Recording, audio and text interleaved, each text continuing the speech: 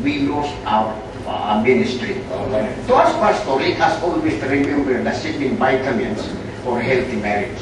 Medyo ito ang ating bigyan ng pansin. Amen. Kasi nung tayo mag-asawa, ito po yung ating naging dapat maging aral. Keep these vitamins for healthy marriage. To keep it in harmony. Ano, tayo ay maayos. Okay, number one, vitamin A is based on acceptance.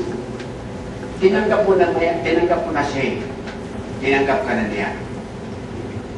At tayo pag nagkakasal, sinasabi natin, commitment na eh. Ay, tinanggap mo. That is one of the secrets sa healthy marriage na yung vitamin A pa natin. That you know, ang title nga natin ay First Family First. That you, na talagang inauuna natin sila o you enhance the relationship as a whole. The family.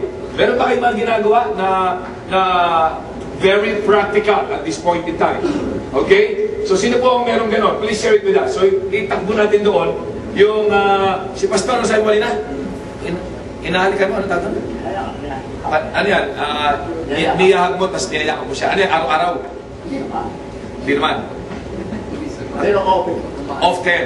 O, madalas, ganon.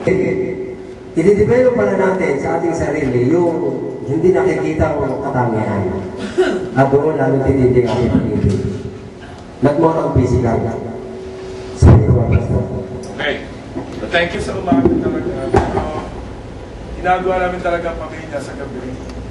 Commitment na namin mag-asawa at mga bata na hindi kami tutulog not unless kami ay mag-Bible muna at pagpalang inan bilang isang pamilya.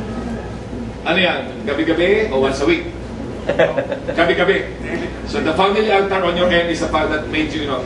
So it's more of a spiritual bind, you know. It's a daily schedule commitment. Bago matulog. Do you have like a specific set of time o No. basta bago matulog? Apo. And I have a book called Family Devotion. Yun ang ginagamit mo. Thank you. Okay.